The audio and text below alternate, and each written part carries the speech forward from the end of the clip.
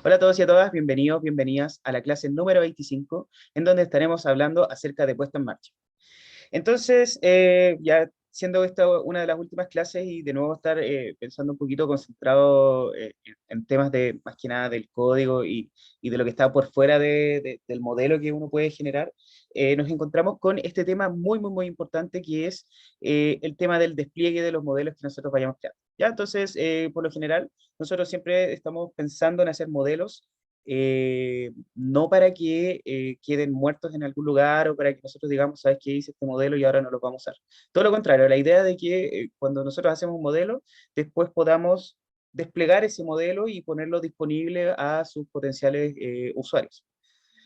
Entonces, existen hartas herramientas, principalmente del lado de la ingeniería de software, que nosotros podemos tomar, que podemos adaptar para nuestro propósito, que es finalmente poner en marcha y publicar algún modelo.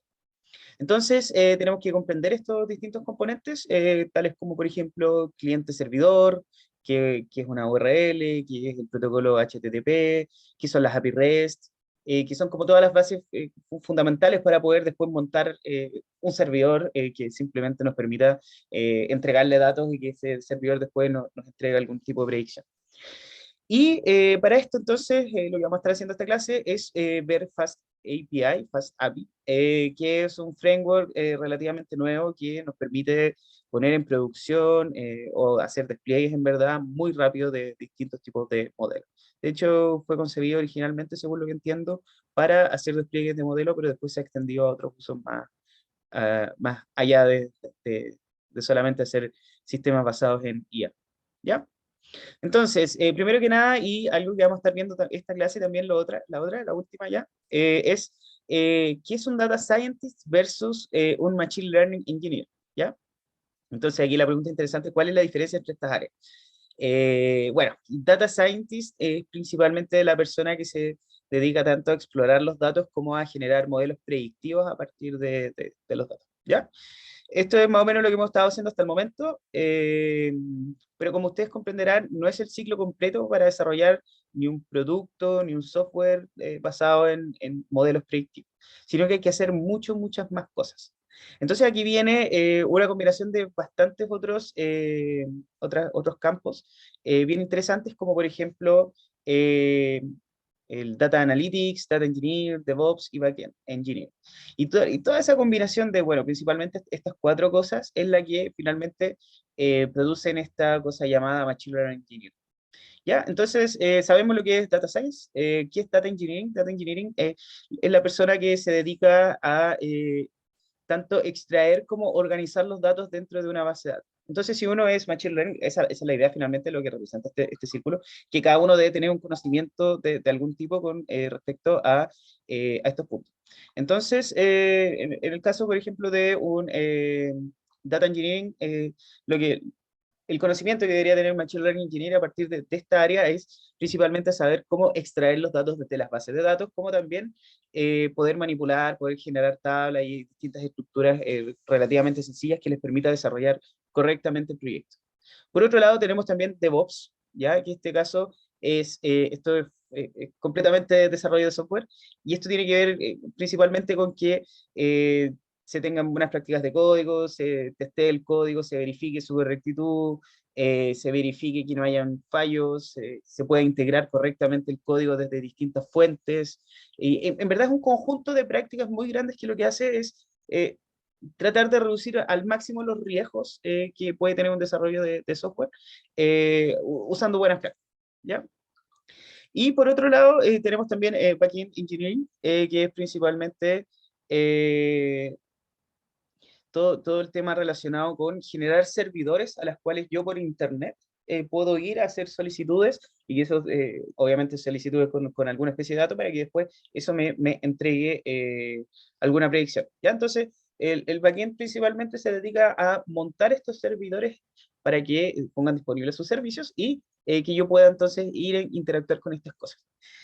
Todas estas combinaciones de todas estas cosas es lo que comúnmente se conoce como Machine Learning Engineering. O sea, hay que tener de cada uno de estos un poco para poder trabajar en cargos como de este estilo. ¿Ya? Entonces, aquí se pueden dar cuenta que es mucho más que lo que hemos visto en clases, pero que de todas maneras esto siempre se puede ir aprendiendo de a poquito en el camino, ¿ya? Ahora, dato interesante, lo que vamos a estar haciendo esta clase es justamente esta intersección de acá. Vamos a estar haciendo backends, o sea, vamos a estar haciendo servidores, en donde nosotros vamos a servir un modelo predictivo relativamente, más que relativamente, súper sencillo. ¿Ya? Ok, ahí están entonces las principales diferencias que hay que conocer. Vamos a estar viendo más acerca de Machine Learning Engineering y MLOps en la siguiente clase, que sería ya la última del semestre. Así que con eso entonces nos dedicamos derechamente a ver la parte de puesta en marcha. Entonces, ¿qué es la puesta en marcha? Como que hemos hablado mucho de eso, pero en verdad todavía no me defino muy bien de qué se trata esto. ¿Ya? Entonces, la puesta en marcha o el despliegue, también conocido, consiste en todo el trabajo que nosotros necesitamos hacer para que una aplicación pase de un estado de desarrollo.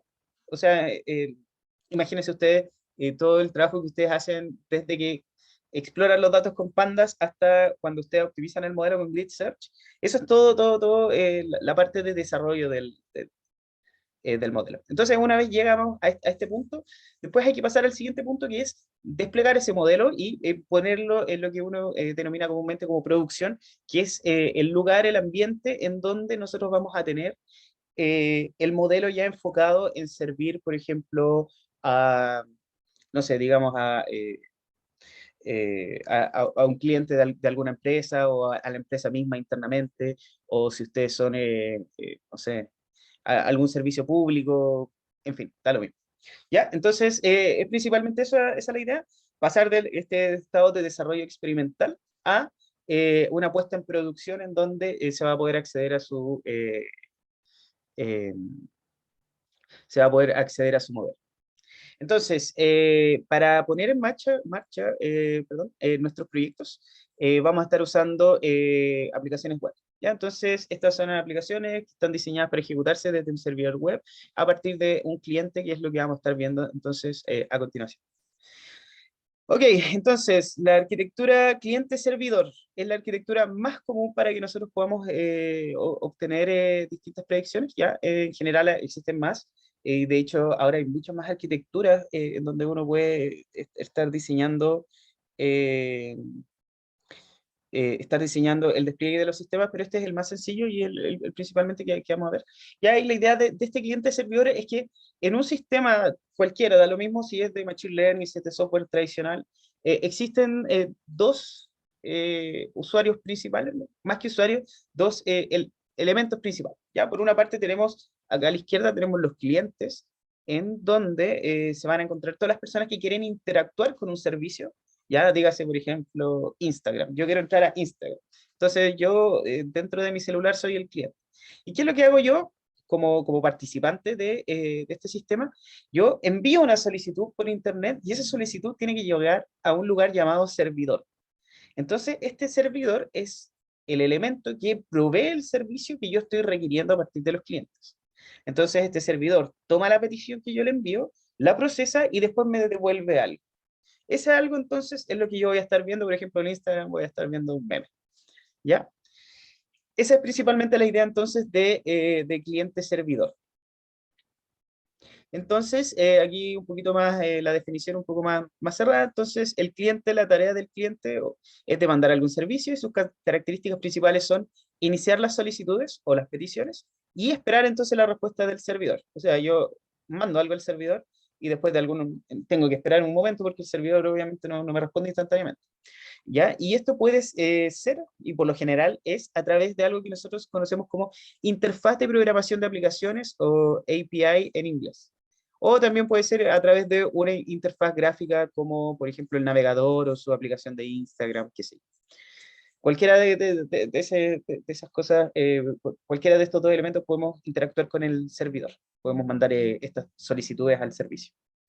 ¿Ya? Y por otro lado, el servicio provee, o sea, perdón, el servidor provee de servicios y su característica principal es que recibe la solicitud de los clientes y luego las procesa y luego envía una respuesta. Entonces, la idea del servidor es que obviamente no se quede pegado mandando solamente una respuesta, porque imagínense las 100 millones de personas usando Instagram al mismo tiempo, probablemente no les guste esperar 100 millones de segundos para ver su contenido. Entonces, la idea es que estas puedan aceptar varias solicitudes a la vez de distintos clientes. ¿Ya? Eso es súper, súper, súper importante. Estos servidores son bastante óptimos y, en fin, es bastante son bastante complejos. Uno hace cosas relativamente sencillas, pero después todo se vuelve muy, muy complejo cuando verdaderamente algo pasa a producción. ¿Ya? Entonces, la característica de esta arquitectura, principalmente las ventajas, es que permite centralizar la información y las responsabilidades de proveer servicio. ¿Ya? ¿A qué se refiere con esto? Que todas las peticiones que los clientes hacen llegan al el mismo servidor. Y ese mismo servidor tiene las reglas claras. Yo voy a tratar de esta manera a este cliente en particular respecto a la solicitud que me mandó. Y no la voy a tratar de otra manera. No hay dos criterios distintos para poder interactuar con un cliente. ¿Ya? Y eso es en parte súper bueno porque hace que la información sea consistente entre sí. O sea, este servidor le llegó algo y este servidor como tiene sus reglas claras, entonces la información que guarda después dentro de una base de datos, por ejemplo, es consistente con las reglas que esta la define. ¿Ya? Entonces, ok. En este caso, al decir esto, en la práctica se refiere a que el servidor solamente es el único encargado de manejar estas solicitudes y en el caso que el servidor maneje la base de datos, es el único que va a poder acceder y modificar la base de datos. Ya también el único que va a poder procesar esa dicha información y va a poder responder a sus clientes. Esto se le conoce como que es la única fuente de verdad, ¿ya? Cuando se dice que hay varias fuentes de verdad, lo que se está diciendo en verdad es que tenemos varias fuentes de información distintas y en donde las fuentes pueden diferir entre sí para referirse a la misma cosa. Entonces ahí tenemos que elegir cuál es nuestra fuente de verdad o hacer alguna especie de combinación entre las distintas fuentes, en fin. Ya, en este caso, como es centralizado, solamente hay una sola fuente de verdad y eso facilita mucho las cosas como ustedes se imaginarán. ¿Ya? Entonces, uno comúnmente no programa un servidor desde la nada.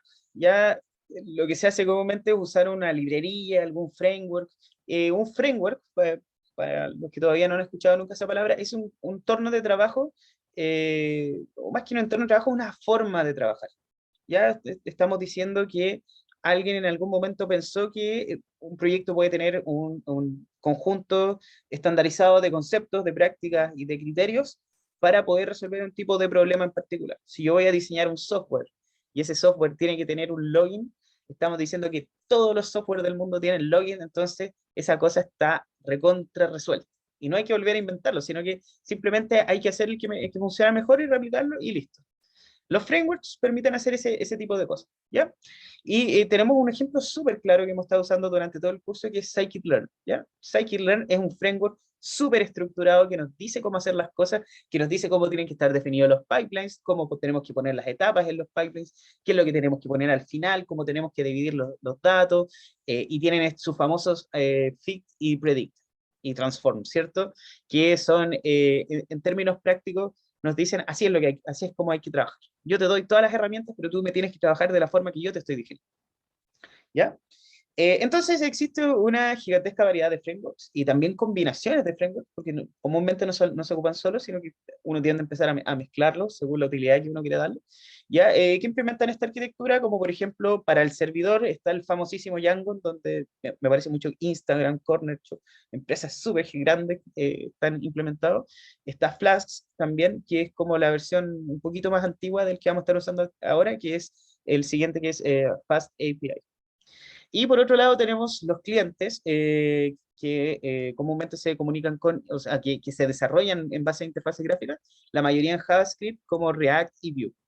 En general, estos frameworks de desarrollo de interfaces gráficas se ejecutan comúnmente en un navegador, pero también pueden ser ejecutados en un celular, por ejemplo, o ejecutados también en aplicaciones de escritorios como también el famosísimo conocido VS Code o incluso el Discord es una interfaz gráfica que simplemente por detrás traduce las cosas que nosotros estamos haciendo a una interfaz en donde se pueda comunicar fácilmente con el servidor. ¿Ya?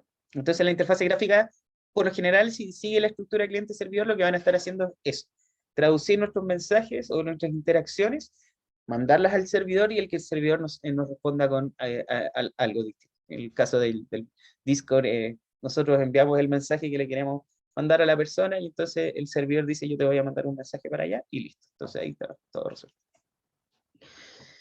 Ok, entonces una combinación determinada de estas tecnologías se conoce como stack tecnológico. Ahí hay muchos stacks tecnológicos eh, para todo tipo de desarrollo, de necesidades. En general, lo que vamos a estar haciendo en esta clase, vamos solamente a necesitar este porque vamos a estar desarrollando un servidor y no un cliente. Ya el cliente es tarea para la casa y comúnmente el desarrollo del cliente no está incluido en las tareas que tiene que hacer un Machine Learning Engineer. Ahora, pueden visitar los siguientes links para ver buenas comparativas entre los frameworks. En general, Django es mucho más complejo que esto todo.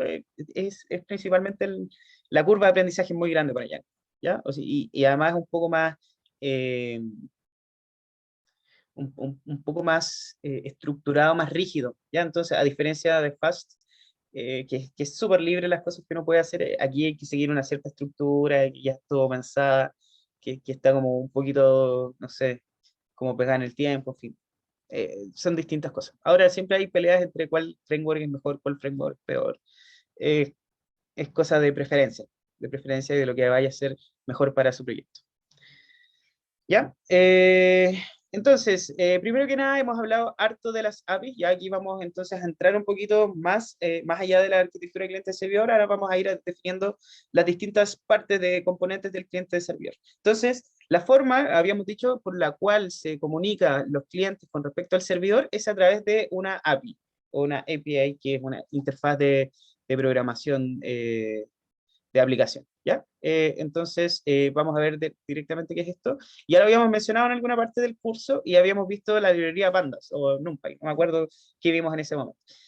La interfaz de programación de aplicaciones es simplemente los métodos que una librería, por ejemplo, expone, ¿ya? Entonces, ¿cuáles son, bueno, y los objetos también, las clases, en fin? ¿Cuáles son las cosas que nos expone Pandas para que nosotros interactuemos con Pandas? Un data frame, por ejemplo, los índices, las columnas, los tipos de los datos, la información, por ejemplo, sus atributos como los ejes, número de dimensiones, el tamaño, el uso de memoria, en fin. Todas estas cosas nosotros podemos acceder públicamente, podemos preguntarle a la librería cuando nosotros estamos trabajando con un objeto data frame con respecto a qué significa cada uno de estos métodos. De hecho, esta guía es simplemente la descripción de funciones de métodos que nosotros podemos acceder dentro de un data frame. Y en general, todas las librerías que ustedes ocupen van a tener una referencia de la API. ¿Ya? Si nosotros vamos, por ejemplo, a NumPy, acá está, vamos a ver que en la documentación vamos a encontrar la referencia de la API y vamos a tener entonces exactamente lo mismo. Vamos a tener cuáles son los objetos y métodos que se exponen y con cómo podemos nosotros trabajar a partir de estas cosas. Nos dan ejemplos, nos dan más ejemplos y principalmente otra cosa. ¿Ya? Entonces, en el caso de las librerías así, ¿ya? En el caso de los servidores, lo que hace es exponernos distintas también tipos de métodos con los que nosotros nos podemos comunicar, pero a través de algunas cosas que nosotros llamamos URL o identificadores universales. ¿No? Eh, a ver, el localizador de recursos uniforme, ¿ya? Perdón, ahí, esa era la definición. Entonces, la idea de estas URLs es que estas son las que representan verdaderamente a las APIs, ¿ya? Esto también se conoce como endpoints o como puntos de entrada, y este es finalmente el conjunto de funciones con el que nos permite interactuar con el servidor. Entonces, aquí el caso típico es el de Google Maps, ¿ya? Entonces, el de Google Maps, lo que nosotros podemos hacer es ir a la dirección de Google Maps, y entonces https://www.google.com. Vamos a ver de qué se trata cada una de estas cosas, después /maps, ¿ya? Ahí entonces decimos que vamos a acceder a ese servicio en particular, ¿ya? Y ahí estamos generando la petición que vamos a hacerle al servidor. Ya después vamos a buscar vamos a usar en particular de la función de los mapas, vamos a buscar algo, y después aquí en esta parte de los parámetros es donde nosotros vamos a ingresar qué es lo que queremos buscar, ¿ya? El ejemplo acá, el ejemplo que está en esta parte de aquí es la misma URL, por ejemplo, llega entonces hasta search, después aparece un slash, un signo de interrogación, algo que no nos interesa en este momento, y después entonces aquí están los parámetros. El parámetro de búsqueda en este caso, que se llama query, es igual al nombre del lugar donde yo quiero buscar. Entonces el lugar se llama Century Link Field. ¿Ya? Entonces, una vez que nosotros ejecutamos esta URL, lo que va a aparecer es justamente lo que nosotros estábamos buscando, que es este lugar de aquí. ¿Ya? Ok, entonces vamos a ver para que me crean. Está en esta parte de acá. Aquí está. Entonces, en esta parte se generó ese link de búsqueda, y si uno va allá, fíjense que entonces a partir de este texto que nosotros generamos, nos comunicamos con Google Maps, le mandamos la solicitud al servidor, el servidor nos respondió y nos respondió una página web. Y esa página web apunta específicamente a este lugar de aquí. ¿Ya? Entonces pongamos aquí, no sé, podemos poner incluso la moneda. Vamos, la moneda. Entonces aquí ponemos veamos si funciona, la moneda. Aquí está. Y nos trajo entonces a la moneda. ¿Ya? Todo bien. Entonces, así con esto tenemos una forma muy sencilla de comunicarnos con los distintos servicios que se ofrecen por Internet, ¿ya? Y no es solamente con los mapas de Google, sino que en general prácticamente cualquier cosa tiene APIs definidas con las cuales nosotros podemos interactuar, ¿ya? Discord tiene, ¿qué otra cosa? Gmail, por ejemplo, también ustedes pueden mandar mensajes así. Bueno, principalmente estas empresas de campañas de emails también tienen APIs, en fin. ¿Ya? Y entonces aquí tenemos una de las opciones principales con las cuales nosotros nos podemos comunicar con los distintos servidores. La otra es la que les había mencionado también, que es usando la misma interfaz gráfica con la cual está diseñado el servicio, en este caso es si buscamos la moneda, o Palacio de la Moneda. Estamos comunicándonos entonces con este servicio a través de la interfaz web, ¿ya? Tenemos esas dos opciones, entonces por una parte el API y por otro lado la interfaz gráfica. El tema es que los servidores solamente entienden por API. En verdad lo que está haciendo la interfaz gráfica es por detrás convertir los criterios de búsqueda que estoy haciendo en el mismo link que nosotros generamos para que después se lo pueda mandar al servidor, ¿ya? Entonces, por eso es tan importante pensar en APIs y no necesariamente en las interfaces gráficas, porque las APIs finalmente son las que va el servidor a poder entender, y eso es lo que vamos a estar programando también. Ok, entonces, una URL ahora sí, un localizador de recursos uniforme, ¿ya? O Uniform Resource Locator, es simplemente un string que identifica algún recurso web, ¿ya? Y este define el protocolo con el cual se puede acceder a él. Entonces, veamos este caso, esta dirección que está acá. ¿Ya? Entonces, de hecho, es la documentación de la URL. Y entonces, fíjense que lo que tenemos acá, primero que nada, tenemos esto, el HTTPS, dos puntos, slash, slash. Lo que viene acá, siempre lo primero dentro de la URL es el protocolo de comunicación con el cual nosotros nos vamos a querer comunicar o vamos a querer enviar el mensaje. ¿Ya? Vamos a ver qué es un protocolo un poquito más adelante. Entonces viene primero el protocolo, ya que finalmente define la comunicación entre los participantes. De ahí lo que viene, después del dos puntos slash slash, en general cuando uno navega en la web es alguna ruta, alguna dirección en particular de algún lugar. Entonces aquí, por ejemplo, yo digo que dentro de Wikipedia en inglés me busque, digamos, una especie de carpeta que se llama wiki y después me busque, dentro de esa wiki me busque un archivo en particular que se llame URL. ¿Ya? Entonces, todo esto en verdad no es una definición como al aire, sino que existe un protocolo, ¿ya? Y hablando de protocolo, existe, digamos, más sencillo, una definición de cómo nosotros vamos a escribir una URL, ¿ya? Y en este caso es esta sintaxis que nosotros estamos viendo aquí. Primero que nada viene el esquema o el protocolo de comunicación, que en este caso sería este de acá. Después viene el dos puntos, siempre viene este dos puntos, slash slash, Y aquí viene algo que puede ser opcional, que en este caso es la información de usuario, arroba algo. Es- por lo general ya no se ocupa mucho esto, en algunos lugares se ocupa, pero por lo general no se ocupa. Viene el host, y el host en este caso entonces sería n.wikipedia.org. ¿Ya? Después viene dos puntos el puerto. Hay algunas direcciones que ustedes tienen que acceder con puerto, como por ejemplo el notebook. Fíjense que aquí 127.001 representa su propio computador. Eso es también conocido como localhost. Y después viene dos puntos algo, que en este caso dos puntos algo sería el puerto por el cual ustedes quieren acceder. Después viene la ruta. Esto es lo que les hablaba, busca la carpeta wiki, después busca dentro de la carpeta wiki, busca la URL en particular. Y después viene lo que nosotros estuvimos haciendo en Google Maps, que es la query. Y la query es principalmente los parámetros de búsqueda eh, que vamos a estar intentando enviarles en los servidores. ¿Ya? También tenemos esta parte de Fragment acá, que es en parte, cuando se ocupan páginas web, uno puede ir a un fragmento específico, que no es otra cosa que un encabezado de sección. En este caso aquí estamos en el fragmento URL, y si ustedes se fijan acá, vamos a tener un gato URL al final de la dirección entonces. ¿Ya? Es simplemente eso. Entonces, una combinación de distintas cosas de esto finalmente les va a dar distintos recursos dentro de la web. En este caso, esta combinación en particular de acá nos lleva a esta página en donde se define que es una URL en inglés. ¿Ya? En este caso de acá, este protocolo más este host más esta ruta en particular lo que hace es buscar dentro del servicio de Google Maps un lugar determinado, que es en este caso el CenturyLink Field. Ok,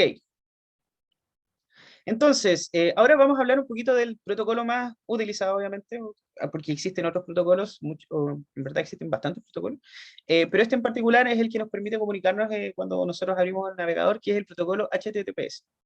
Entonces, primero que nada, antes de definir qué es esto, hay que definir qué es un protocolo. Es una palabra como un poco... eh, es como un poco amplia, pero en verdad tampoco dice mucho si uno no entiende bien la definición. En general, un protocolo es un sistema de reglas que nos permiten que dos o más entidades se comuniquen entre ellas.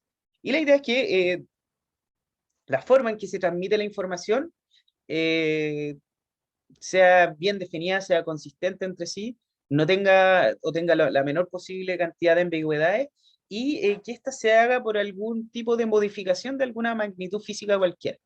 ¿Ya? Entonces,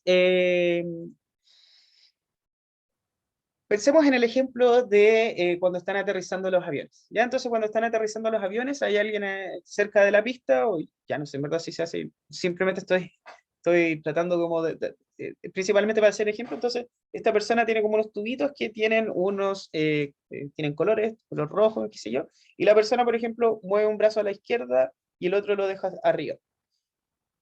Y después mueve el brazo hacia arriba y después hace esto, qué sé yo, o mueve los brazos, en fin. Entonces, cada uno de esos movimientos que está haciendo esta persona, en verdad lo que está haciendo es tratar de transferir de alguna manera información ¿a quién? Al avión. Entonces, imaginemos que el avión verdaderamente es el cliente y viene aterrizando y el avión le pide una solicitud a este personaje para poder aterrizar. Entonces, este personaje hace las señas correspondientes y el avión sabe dónde aterrizar correctamente, qué sé yo. ¿Ya? Entonces, la comunicación está definida en este caso a través de un protocolo que sería, en términos prácticos, cuáles son los movimientos válidos, cuáles son las figuras válidas y qué significa cada una de estas cosas y cada cuánto tiempo yo voy a estar viendo, por ejemplo, que está cambiando. Todas estas cosas son las que finalmente van a ser las reglas que van a definir el protocolo de comunicación entre la persona que está haciendo estas señas eh, con estos tubos y la persona que está aterrizando el avión. Entonces, por lo general, cuando hablamos de protocolo, hablamos principalmente de las reglas que define la sintaxis, ¿ya? Que en este caso es cuáles son los caracteres válidos, cuáles son los tipos de oraciones válidas que van a estar dentro del sistema de comunicación, la semántica, que va a ser el significado de cada una de las cosas, y cómo nos vamos a sincronizar con la comunicación, que en este caso sería, por ejemplo, cuánto dura cada uno de los símbolos. Si el símbolo este dura 1 segundo o si dura 5 segundos, significan cosas distintas. Y también cómo yo respondo a ese distinto. ¿ya? Y como también los posibles métodos de recuperación de errores, que eso es como un poquito más sofisticado. Ya, ahora sí, HTTPS o HTTP primero. Ya, entonces, este es un protocolo, se llama protocolo de transferencia de hipertexto, que permite la transmisión de información a través de archivos HTML y otros formatos un poquito más sofisticados. La idea de esto, y remontémonos desde cuando empezó el Internet, la idea de esto era que yo estaba sentado en mi computador y había otra persona, no sé, en otra universidad muy lejana, que tenía su archivo de presentación. ¿Ya? Entonces, yo quería saber más de esta persona, así que entraba a Internet, me metía a toda esta maraña de redes, llegaba a su computador y a su computador sacaba un archivo. Ese archivo contenía la información, pero contiene la información de una forma un poco inentendible y lo que se hacía comúnmente entonces era que esa información que podía tener distintos estilos, distintas formas, pueden tener títulos, puede tener párrafos, como por ejemplo este o este otro, se interpreta dentro de nuestro navegador y eso es finalmente lo que el navegador muestra que es la forma con la cual se diseñó esa página web. ¿Ya? Entonces, la forma con la cual, o más que nada, los mensajes que se envían a través de Internet están siempre en este tipo de archivos HTML que finalmente es el que define la estructura de las cosas que se van a estar mostrando dentro de un navegador. Entonces, la idea de esto es que HTTP se comunica a través de estos archivos HTML que a todo esto generan códigos de este estilo. Si ustedes apretan F12, lo que van a ver es que todo lo que ustedes estén haciendo dentro del navegador es HTML. Entonces se van a encontrar con cosas de este estilo. Por ejemplo, no sé, este párrafo en particular de acá se define así de este estilo. Y después tienen este tip de acá que es como una caja que agrupa varias cosas, como por ejemplo lo que estamos viendo acá. Yep. Entonces, esto finalmente es un archivo HTML y todas las cosas que hay en Internet sí o sí siempre tienen HTML. Está todo diseñado en base a HTML. ¿Ya? Entonces, eso es lo que llega cuando uno se comunica con un servidor remoto en el caso de que esté usando el protocolo HTTP. ¿Ya? Y el protocolo entonces define que la comunicación se va a hacer con estos archivos HTML, pero además van a tener otras cosas interesantes, como por ejemplo metadatos que van a indicar los headers, la configuración del mismo protocolo. O sea, yo voy a estar leyendo y voy a decir, ya, este es un HTTP versión 1.0. Ya, entonces ese tiene cierta sintaxis definida, tiene cierta semántica definida, y yo voy a ir a tratar de interpretarlo según ese protocolo, esa versión del protocolo específico. Ya, entonces el header va a indicar esto. Y también hay otras cosas, como por ejemplo el método con el cual yo ejercí la petición, la solicitud. ¿Ya? Y existen muchos métodos de petición. En este caso solamente vamos a ver 4. Vamos a ver get, que get es el definido para pedir datos. O sea, si yo quiero solamente saber, por ejemplo, de esta persona que estaba en esta otra universidad, yo voy a hacer un get. Ahora, si yo, por ejemplo, quisiera mandarle un mensaje, tendría que usar post, que es el que sirve para enviar datos, que luego van a ser de alguna manera procesados y guardados. Después vamos a tener el delete, que es el que elimina un dato de alguna parte, que en este caso no se aplica mucho al ejemplo que estaba dando del profesor, pero que de todas maneras se puede ocupar. Y por último está put, que actualiza un dato que también lo mismo, un poquito inaplicable. Ya en términos prácticos, podríamos poner un ejemplo en donde ustedes tienen que rellenar un formulario. Entonces, primero que nada, el formulario lo piden a través de un GET, de una petición GET. Yo hablo con el servidor, soy el cliente, entro en mi celular y voy, no sé, qué sé yo, al servicio impuesto interno. Ya hago un GET, no sé, para declarar los impuestos. Entonces, ellos me entregan un formulario. Ya ese formulario, entonces yo lo rellené y lo terminé, entonces hago un post.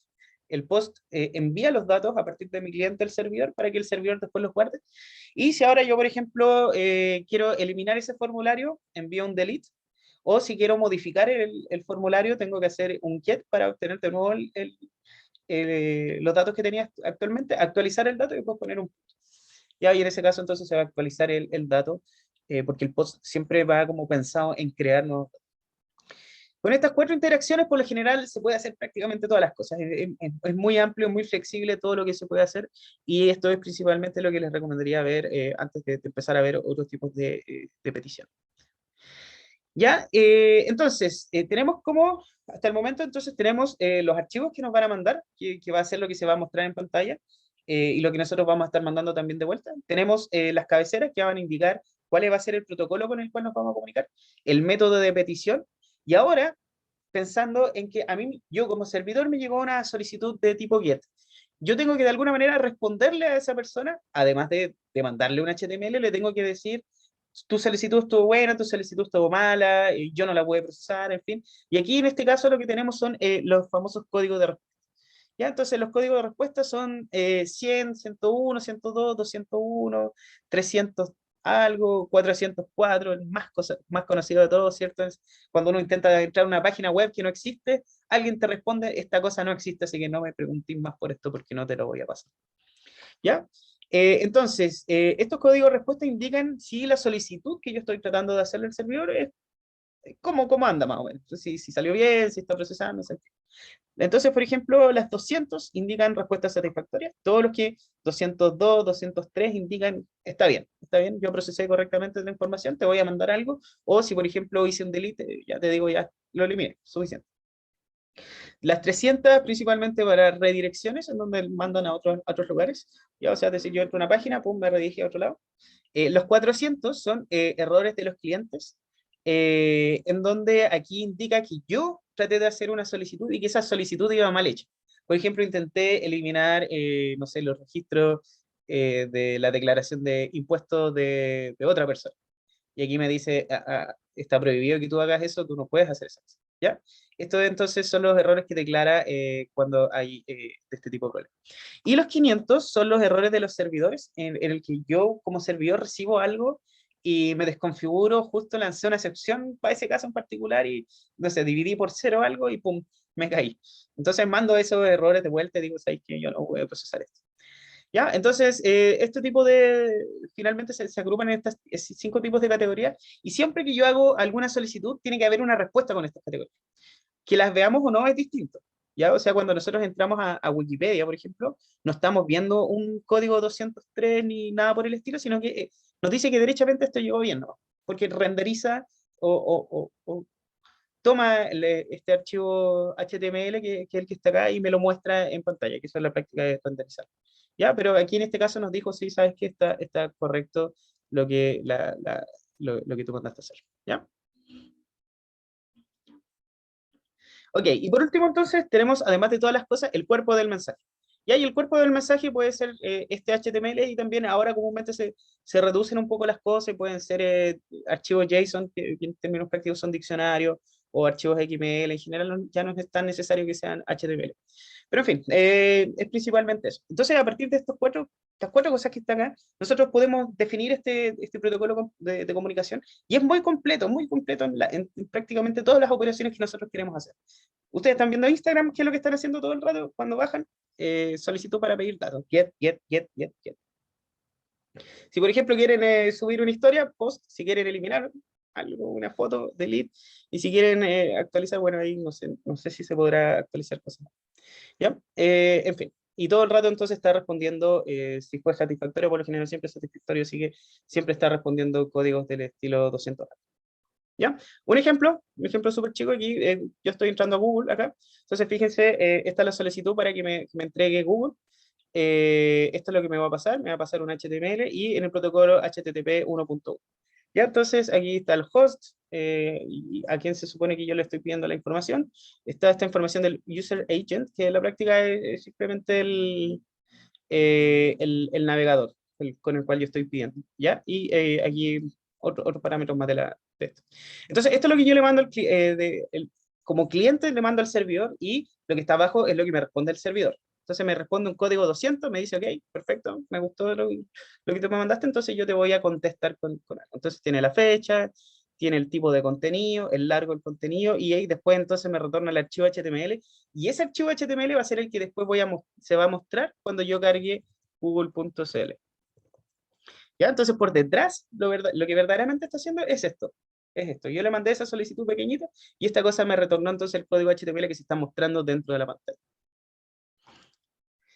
Ok, por último, HTTPS indica que el protocolo es seguro mediante cifrado de la información. Entonces, esta era una de las falencias que tenía HTTP, que alguien, por ejemplo, podía interceptar esa comunicación y empezar a ver lo que uno estaba transmitiendo y ahí se podían robar información, contraseñas, qué sé yo. Pero HTTPS es más robusto con respecto a eso. Yo tampoco tengo mucho más información que eso, simplemente sé que es un poquito más seguro. ¿Ya? Y aquí viene todo el tema entonces de juntar todas las cosas que hemos visto hasta el momento. Para diseñar qué cosa, lo que comúnmente se ocupa para hacer un despliegue, y ahora sí volvemos al hilo principal de la clase, para hacer un despliegue de un modelo. ¿Qué se ocupa? Se ocupa API REST. ¿Ya? Entonces, API REST, que es una sigla para transferencia de estado representacional, que en verdad es un poquito complejo, es principalmente cuatro principios generales que se ocupan para poder desarrollar servidores que cumplen con ciertas características mínimas para poder ser estables, para poder tener buena comunicación y para poder definir cómo se va a comunicar, en fin. ¿Ya? Entonces, estos cuatro principios es primero que nada un protocolo de cliente-servidor sin estado, ¿ya? Y aquí entonces, súper importante, primero que nada, protocolo, y aquí protocolo al tiro, deberían decir HTTP. Después, un cliente-servidor, se refiere a que voy a estar usando siempre esta estructura, arquitectura cliente-servidor, y que en verdad ustedes podrían decir, ya, pero un poco restrictivo, pero no necesariamente es restrictivo, da lo mismo, simplemente yo digo que este cliente va a comunicarse con un servidor cualquiera, no necesariamente centralizado, sino que pueden ser miles de servidores distintos y como que alguien elige cuál servidor está. Ya todo eso se hace como detrás de las bambalinas para nosotros es transparente. ¿Ya? Y sin estado se refiere a que yo como cliente no guardo información como diciendo ya ahora me voy a quedar esperando a que me llegue algo y mientras tanto voy a ir guardando información y contando el tiempo y guardando, no sé, cosas así de ese estilo. No es necesario.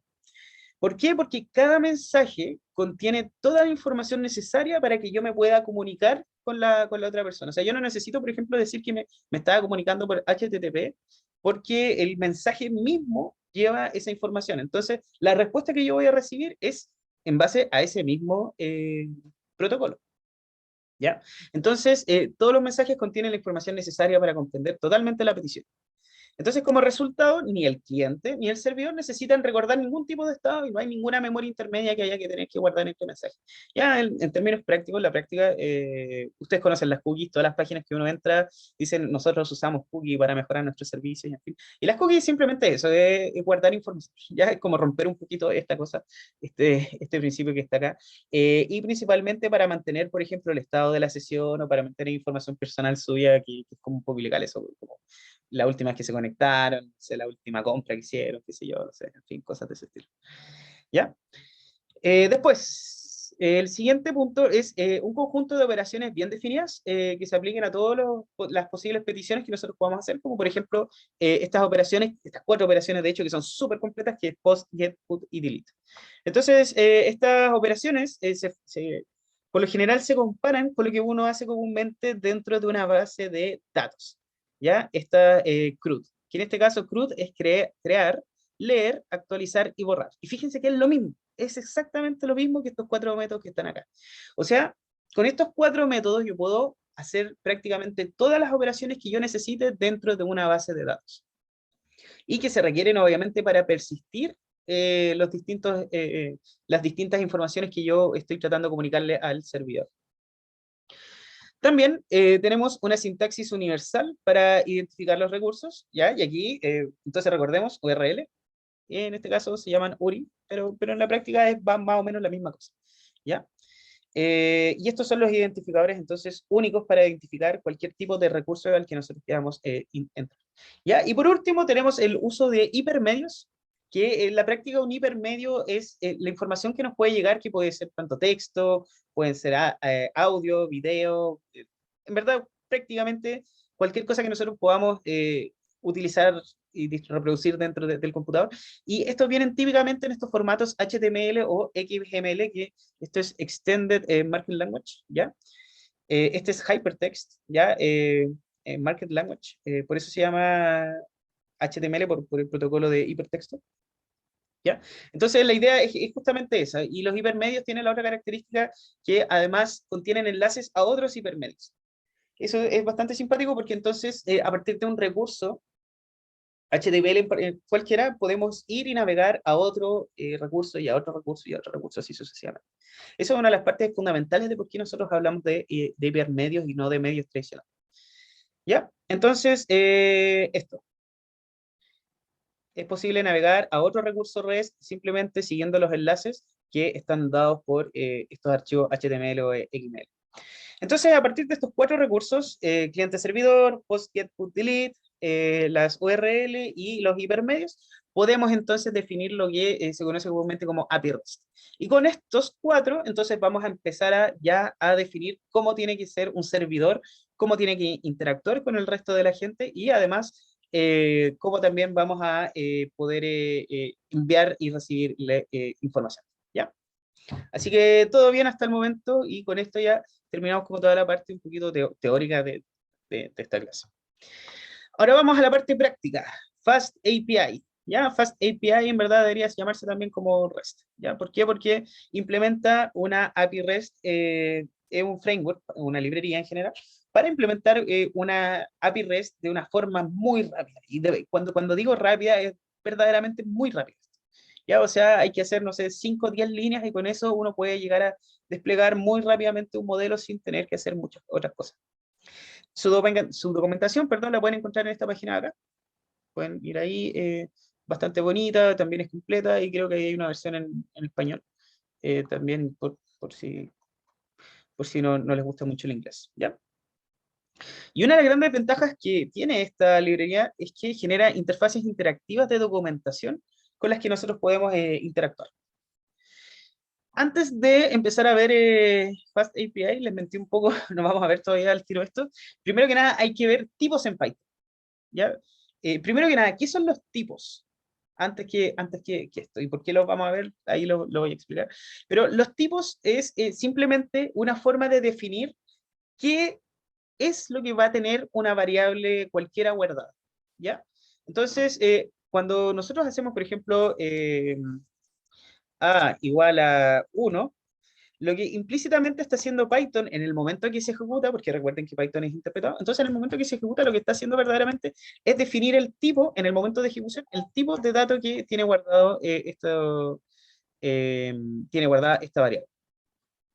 Ahora, en los lenguajes compilados, comúnmente uno siempre tiene que definir de qué tipo es una variable antes, o sea, es definir previamente qué es lo que va a estar conteniendo esa variable. Comúnmente la notación es así, int a igual a algo. ¿Ya? En este caso, Python no entiende esta notación, sino que entiende un poquito distinto. Uno primero escribe el nombre de la variable y después le pone el tipo que tiene que contener.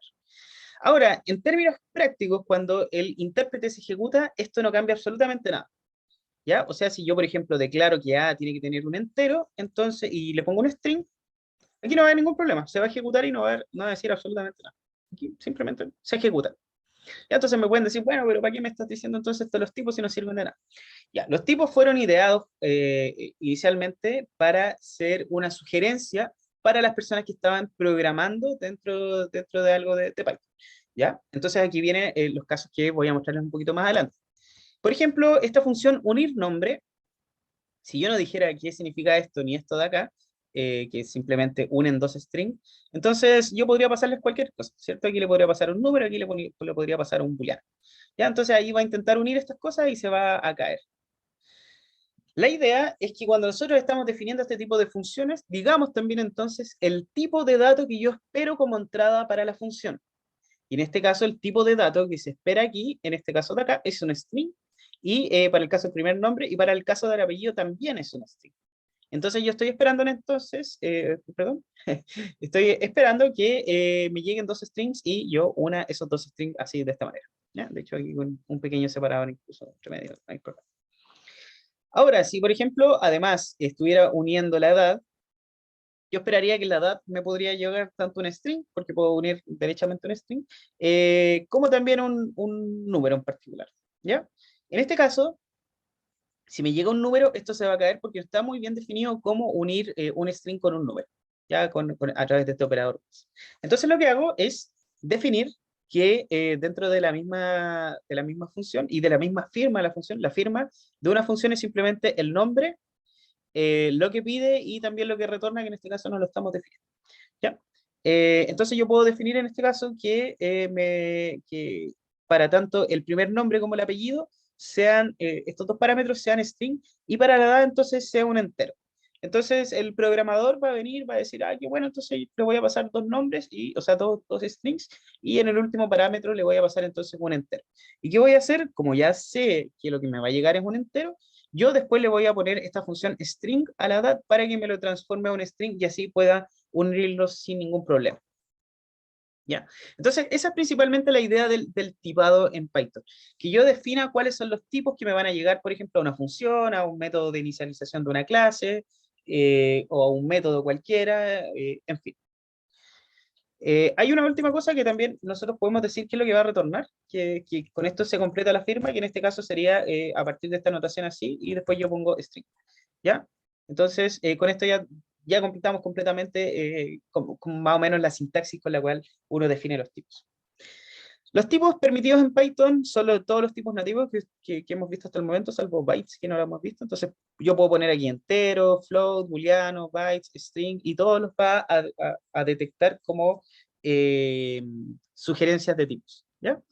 Además, existen otros subtipos y tipos genéricos que, no sé, los genéricos finalmente es como una colección de alguna cosa. Podemos verlo muy sencillamente de esa manera, son un poco más complejos.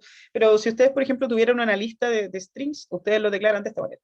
List, después corchete, string, cierra corchete. ¿Ya? Si ustedes tuvieran una lista de flotantes, la misma, solamente que aquí cambian esto. Si ustedes ahora por algún motivo quieren poner dentro de la lista tanto enteros como flotantes, declaran que la lista va a ser un genérico de eh, la unión de estos dos tipos. Puede ser cualquiera de estos dos, puede ser o entero o flotante, da lo mismo, y puedo combinarlos como yo quiera. Si yo voy a hacer una tupla, entonces la tupla se declara de esta manera. A ver, aquí hay algo extraño, faltó un pequeño paréntesis aquí. Ahí está, ya estaba sobrando eso. Entonces la tupla se declara de esta manera. String, string, string implica que lo que va a estar produciendo finalmente es una tupla de tres enteros, o sea, de tres strings consecutivos. Si yo le pusiera un string más, entonces serían cuatro strings y así sucesivamente. En el caso de optional, lo que estoy diciendo es que esta variable puede ser tanto string como puede ser none. Y por último tengo este conjunto set, que es más o menos lo mismo que la lista, o sea, es decir, puede también ser un conjunto de strings.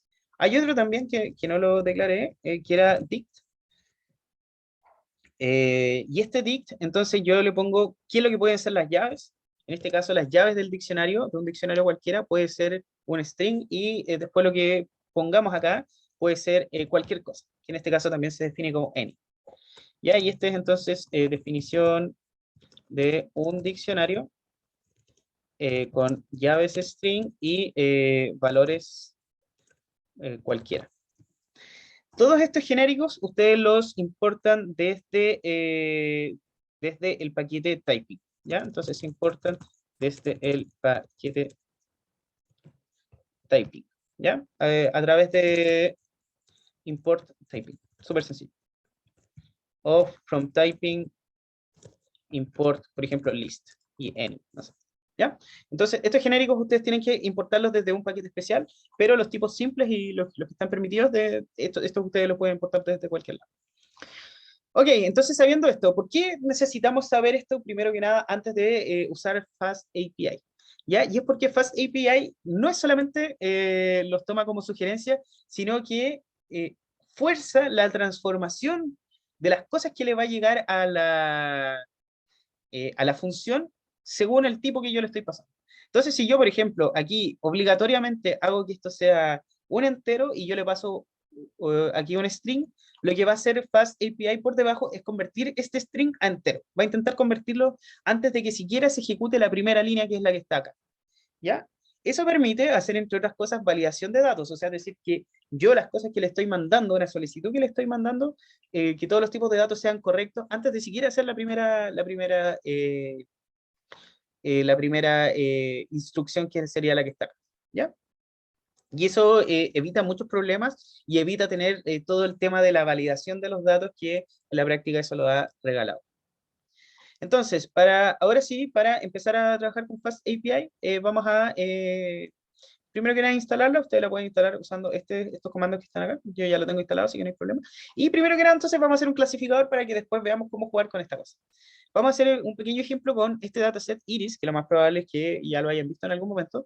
Este dataset Iris es un dataset de distintos atributos de 3 flores distintas, en donde toman el ancho y largo de cada una de estas cosas, del pétalo y del sépalo de estas 3 especies de iris distintas: setosa, versicolor y virginica. ¿Ya? Entonces, esas tres plantas midieron las distintas cosas y entonces nosotros podemos importarla. De hecho, es el dataset por defecto de ejemplo para todas las cosas.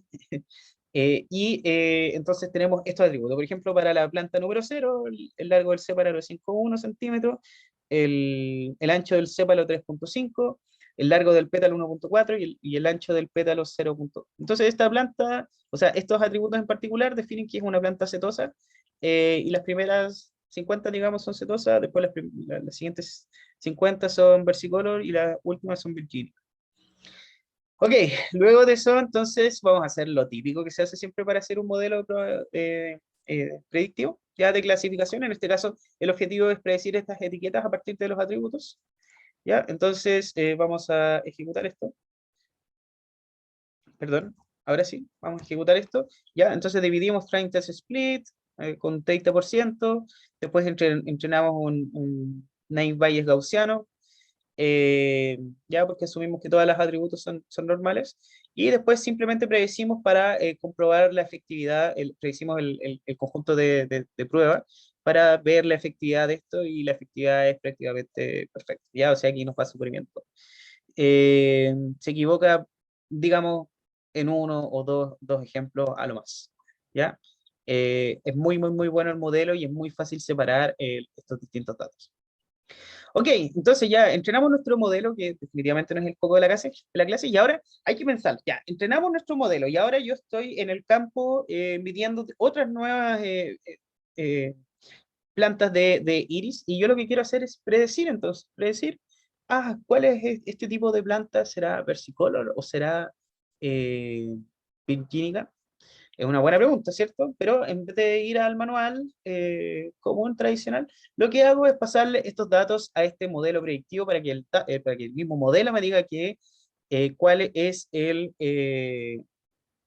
la planta que yo estoy observando, ¿ya? Y para esto, entonces, lo que se hace es, primero que nada, un despliegue, ¿ya? Y el despliegue necesita que de alguna manera nosotros guardemos este modelo en algo, en algún archivo, bueno, principalmente en un archivo, pero si, por ejemplo, que sea un ejecutable o que sea alguna definición en particular de algún modelo.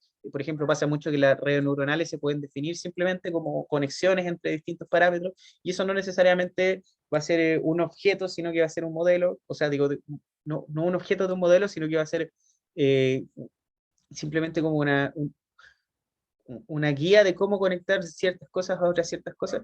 Y también lo que puedo hacer es persistir los modelos a través de guardar el mismo objeto con el cual yo estoy trabajando. O sea, este Gaussian Naive Bayes, que es este clasificador que entrené a partir de scikit-learn, puedo ir y directamente guardar. ¿Ya? ¿Y cómo hacemos eso? Usando la famosa librería Job. Esta misma librería que usábamos para paralelizar cosas también nos permiten guardar objetos de Python. Entonces nosotros ya guardamos nuestro clasificador entrenado. Aquí esto es simplemente la ruta en la cual nosotros queremos guardarlo, ¿ya? Y después lo que vamos a hacer es ver que se guardó. Fíjense que aquí está el archivo que se acaba de guardar. Incluso sale con las fechas y todo. Y después entonces lo que viene es cargarlo, para que veamos que de nuevo se puede funcionar. ¿Y cómo cargamos? A través de este método esta función load, le pasamos la ruta del archivo y con eso entonces cargamos el clasificador. Muy simple, muy sencillo, guardamos todo en un archivo y lo volvemos a cargar. Entonces, con este clasificador vamos a ver de nuevo que funciona, usando de nuevo el conjunto de prueba para predecir. Vamos a predecir y vamos a hacer un reporte de clasificación, y es exactamente el mismo reporte de clasificación que vimos acá arriba. O sea, es decir, el modelo es exactamente el mismo que nosotros guardamos. ¿Ya? Ok, entonces vamos a sacar algún ejemplo, vamos a ver que este ejemplo es setosa y después vamos a predecirlo y se supone que ya debería estar todo funcionando bastante bien. ¿Ya? Acá, gnp cargado, punto predict, sample, y ahí está entonces setosa y adivino correcto. Ok, entonces vamos ahora a diseñar nuestro primer servidor con Fast API. Vamos a ir entonces al editor de archivos, que es este que está acá. Y entonces vamos a ver este primer archivo que es este main guión bajo. ¿Ya? Entonces, nuestro primer archivo lo que tenemos es esto. Primero que nada, importar el servidor from Fast API, import Fast API. Vamos a importarlo todo. Y después lo que hacemos es crear nuestro servidor. ¿Ya? Nuestro servidor se crea de esta manera, instancia un objeto Fast API y lo guardo en una variable app. ¿Ya? Entonces, esta variable app va a ser la que va a contener toda la información respecto al servidor. Después lo que hago es definir una función cualquiera. Y esta función, que obviamente tiene que retornar algo, tiene que hacer algo, en este caso simplemente retorna un mensaje súper sencillo, súper simple. Esta función entonces es la que vamos a estar probando en este primer paso. Y lo que yo hago es declarar dónde puedo encontrar esta función. En este caso, esta función la puedo encontrar dentro de la ruta slash. Y la ruta slash es el primer lugar donde uno visita una página web cualquiera. Ya, o sea, es decir, cuando uno va a Wikipedia, por ejemplo, la ruta slash es esta que está acá. Es como el home, digamos, de alguna manera. ¿Ya? Entonces uno llega a Wikipedia y pum, aparece esto. Ahora, en el caso de nuestra aplicación, vamos a ver que ya definimos qué es lo que va a hacer nuestro servidor cuando alguien vaya a visitar esta ruta. Entonces ahora, finalmente lo que pasa, o sea, lo que uno debería hacer en este caso, es probar que esto esté funcionando. Y para esto entonces vamos a ejecutar el servidor. ¿Ya? Ahora, fíjense lo interesante, cuántas líneas tenemos de código. Uno, dos, tres, cuatro, cinco. 5 líneas de código, y con eso ya tenemos un servidor funcionando.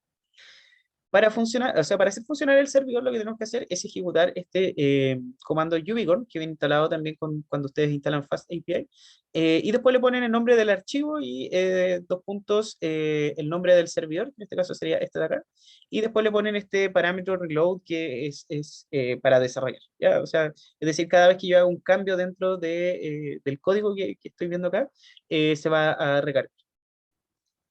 ¿Ya? Ejecuto y fíjense que esto al tiro me dice que el servidor está corriendo en esta dirección en particular. Esta dirección en particular entonces es la que nosotros habíamos dicho que este es el localhost, o sea, es decir, su propio computador y después el 2.8000 indica el puerto que es donde nosotros nos vamos a poder comunicar con esta aplicación. Vamos para allá, se va a abrir, entonces una página nueva en el navegador y esta página va a ser la que contiene la respuesta. ¿Y cuál es la respuesta? La respuesta es simplemente este diccionario que nosotros definimos ahí. Hola a todos. ¿Ya? Y fíjense que ¿dónde accedimos a eso? Accedimos en la ruta slash. ¿Ya? Que sería como en este caso como el home. Y fíjense, es exactamente el mismo diccionario que nosotros habíamos definido aquí en Python.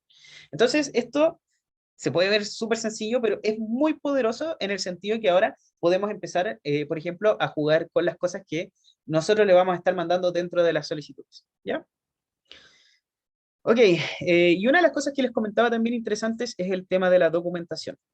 La documentación en la práctica se refiere a que esto se genera de forma automatizada documentación con la cual nosotros podemos ver cada uno de los métodos. En este caso, fíjense que el método que acá definimos, el slash, es de tipo get, ¿ya?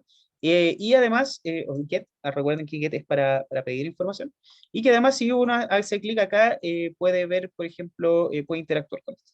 ¿Ya? Ustedes le ponen try it out, le ponen ejecutar, y ahí entonces ven lo que les devuelve. Si hubiese sido una página web, entonces aquí hubiese respondido una página web. Y aquí en este caso, fíjense que son los headers de la respuesta, exactamente lo mismo que habíamos estado hablando recién, porque todos se comunican en base a HTTP.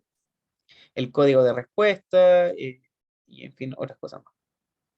Y esta documentación, entonces, como les decía, es súper útil porque por una parte nos permite entender más o menos cuáles son las rutas que tenemos definidas dentro de nuestro servidor y por otro lado también nos permite eh, interactuar con ellas. ¿Ya? Vamos al segundo ejemplo.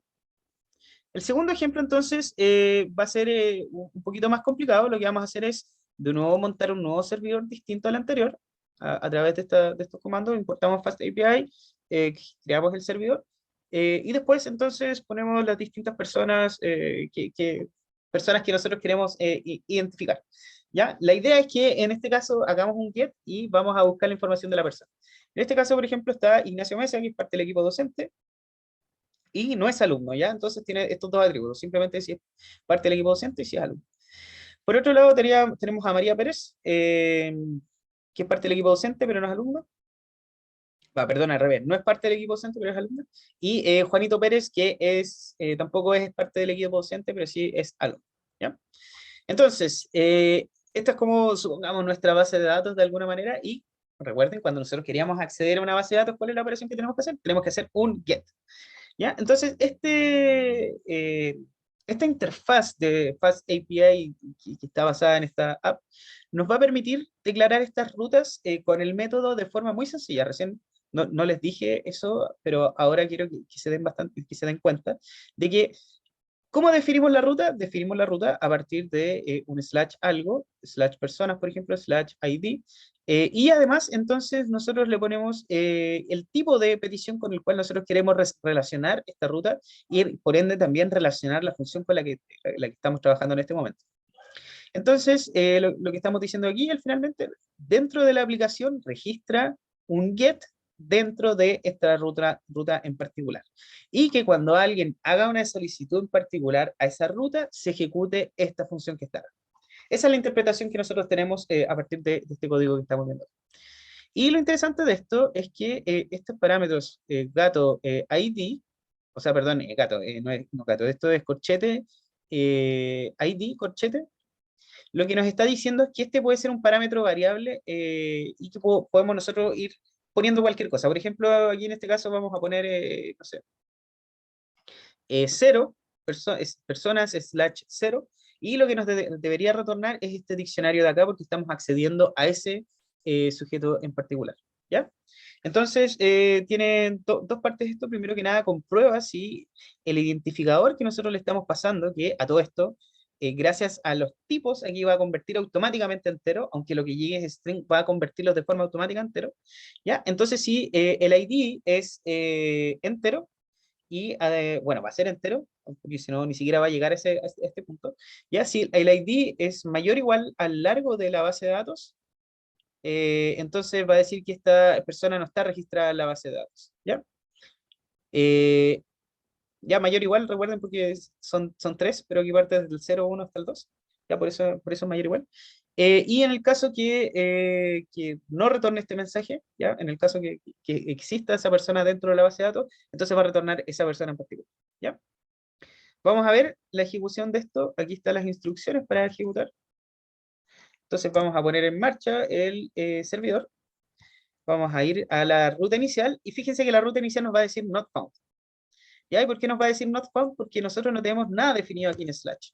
¿No es cierto? Nosotros eliminamos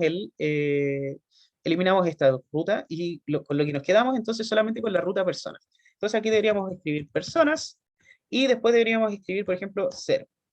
Y aquí entonces nos pasa los datos de la persona que está ubicada en la posición 0 de la base de datos.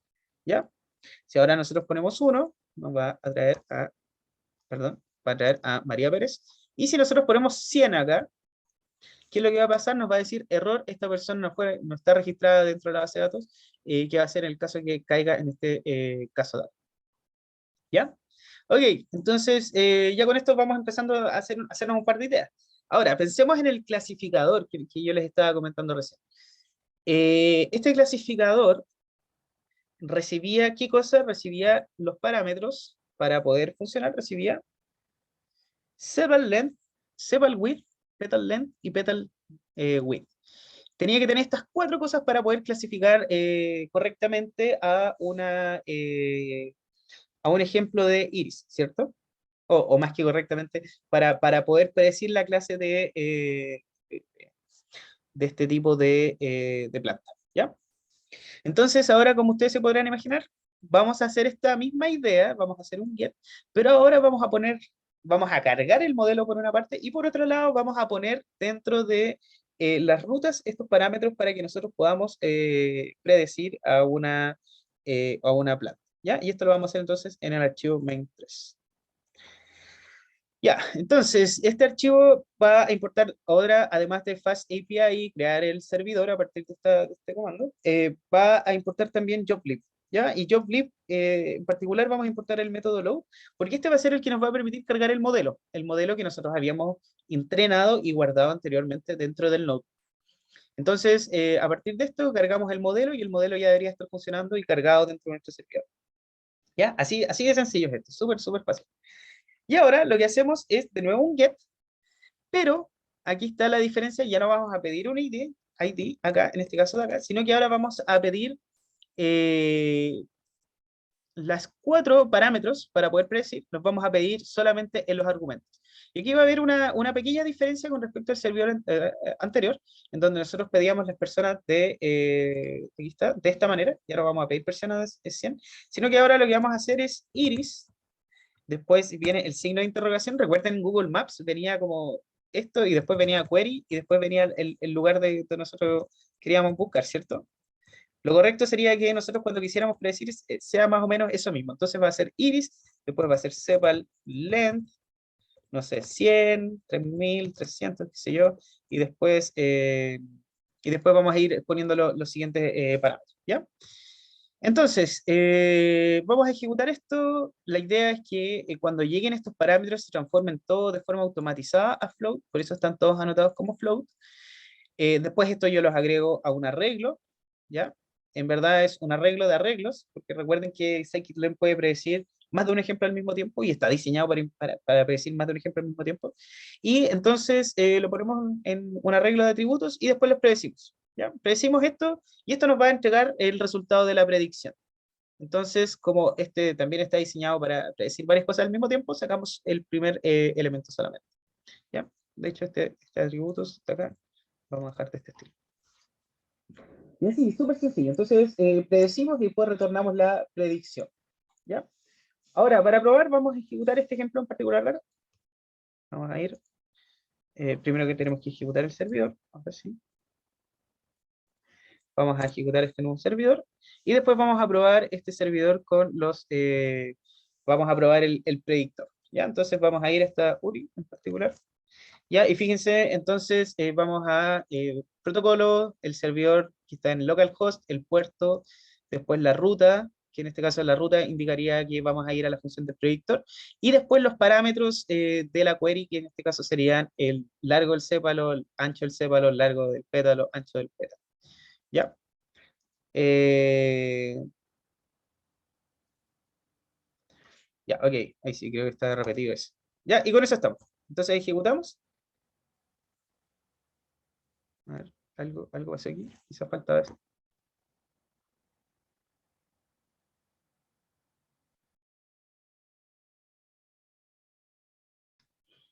Ya, entonces había un parámetro extra, ahora sí está funcionando correctamente. Ya, y fíjense que aquí están las 4 cosas, los 4 atributos de nuestro ejemplo en particular. Ya, y con eso entonces se ejecuta el predictor, el naive Bayes gaussiano, y a partir de los datos que nosotros le pasamos, entonces nos dice que la especie predicha para esta planta en particular es versicolor. ¿Ya? Y con eso entonces ya tenemos funcionando nuestro primer clasificador y tenemos listo para el despliegue. Tremendo, es una mentira en verdad, pero tenemos prácticamente listo el servidor para poder ejecutar un despliegue. ¿Ya? Ahora, como les decía recién, este predictor por lo general está preparado para poder hacer más de una predicción al mismo tiempo. Y por otro lado, pasa muy comúnmente que cuando ustedes quieren predecir, por ejemplo, imágenes, quizás sea mucho más eficiente predecir 100 imágenes que predecir una al mismo tiempo. ¿Ya? Entonces van a querer tomar al tiro las 100 imágenes, ponerla en un arreglo grande y que el predictor haga todo de una sola pasada porque es más eficiente, está más optimizado que hacerlo las 100 piezas separadas. ¿Ya? Y este es el último ejemplo entonces que vamos a ver. ¿Qué va a hacer en este caso? Vamos a hacer de nuevo vamos a cargar el predictor, acá, es el predictor que estamos cargando acá, ¿ya? Y entonces ahora lo que vamos a estar haciendo no es un get, sino que un post. Y este post ya nos lleva en los parámetros dentro de la URL que nosotros estamos cargando, o sea, esta URL que está acá, sino que lleva los parámetros dentro del body del mensaje. Recuerden que el body del mensaje, el cuerpo del mensaje es, en este caso, cuando nosotros teníamos una página web, es esto. Es el HTML que después se tiene que renderizar dentro del navegador. ¿Ya? Y en este caso, el mensaje que vamos a mandar no va a ser un HTML, sino que ahora lo que vamos a mandar va a ser un conjunto de cosas que yo quiero predecir. Y este conjunto de cosas que yo quiero predecir va a ser, por ejemplo, este arreglo que está acá. Y este arreglo que está acá, entonces, tiene un ejemplo acá, otro ejemplo y otro ejemplo, y así sucesivamente. ¿Ya? Este comúnmente se conoce como batch processing, que en este caso no voy a predecir por uno, sino que voy a predecir varios al mismo tiempo. Cuando tenga todas las predicciones listas, yo le voy a ir respondiendo a los clientes correspondientes, ¿ya? Para poder optimizar recursos. Ok, entonces probemos de hecho se va a estar más sencillo, ¿cierto? Probemos este servidor, ¿ya? Vamos a ejecutar. Vamos a copiar ahora, como no se puede hacer directamente por la URL, ahora lo que tenemos que hacer es ir a la documentación. Y fíjense que en la documentación vamos a tener estos dos métodos. Primero que nada, el anterior, con el que nosotros podíamos probar a mano y generar el get. Pero además ahora vamos a tener el post. Y el post es el que nos va a permitir predecir un batch. Un batch que finalmente es un conjunto de varios ejemplos de iris para que el predicta todo. ¿Ya? Entonces, en este caso, ponemos try it out, nos va a entregar esta pequeña interfaz para que nosotros pongamos los datos, ponemos los datos, ejecutamos y pum, entonces lo que nos responde es esto. Las predicciones son las siguientes: virgínica, setosa, versicolor, bla, bla, bla, bla. Ya, o sea, nos predice una etiqueta para cada uno de los datos que nosotros le acabamos de mandar. Y con eso, entonces, tenemos también completado el procesamiento por batch, ¿ya? Ahora, ¿cómo ustedes pueden hacer un delete? Súper sencillo, en vez de app.post, ponen app.delete. Y con eso entonces ya estarían haciendo un delete y si quieren hacer un put y bueno, tienen todas las otras llamadas disponibles. ¿Ya? Así que con eso ya viendo, yo creo que lo primordial para poder hacer un servidor, estaríamos ya como introduciéndolo generalmente en la mayoría de las cosas que uno necesitaría para poder cargar, bueno, primero que nada, serializar un modelo que ustedes hayan estrenado. Serializarlo se refiere a guardarlo en alguna parte, cargarlo después y a la vez servirlo, ¿ya? Esta misma idea se mantiene no solamente para Scikit-Learn, sino que si ustedes están trabajando, por ejemplo, con PyTorch, ustedes van a querer serializar su modelo, no sé, por ejemplo, en formato de Torch o en formato ONXX, y después lo van a poder cargar ustedes dentro de un servidor hecho con Fast API y lo van a poder servir exactamente la misma manera con la cual estamos viendo ahora nosotros, solamente que quizás acá la función de predicción cambia un poquito y tiene que ser un poco más compleja. Pero es eso, esa es exactamente la misma lógica siempre para poder montar servidores. ¿Ya? Así que con eso estamos terminando esta clase de despliegue. Varias cosas en verdad que no hemos visto, que lo más probable, o sea, que es muy complejo verlo en cursos de este tipo, por ejemplo, cómo desplegar en la nube o eh, ¿qué otras cosas más? Así como los tipos de servidor que nosotros podemos desplegar en la nube, porque hay algunos paradigmas que, por ejemplo, tienen todo el día andando el servidor, hay otros que, por ejemplo, solamente se ejecutan cuando uno va y llama a esta cosa. No hemos visto almacenamiento tampoco en la nube, en fin. Son muchas cosas que vienen también de la mano con la puesta en marcha que lamentablemente no se pueden ver por limitaciones de recursos, porque obviamente ocupar la nube también implica gasto de dinero, ¿ya? Hay otros mecanismos también que vamos a estar viendo en la próxima clase, que es como para ejecutar, por ejemplo, despliegues automáticos. No los vamos a hacer, sino que los voy a simplemente nombrar. Eh, y despliegues automáticos, reentrenamientos automáticos, cosas de ese estilo que también son bastante interesantes y que se aplican solamente a Machine Learning, ¿ya? Así que con esto entonces terminamos la clase de hoy día. Quedo atento a sus dudas. Ustedes saben los canales usuales de comunicación y nos estamos viendo. Chao, chao.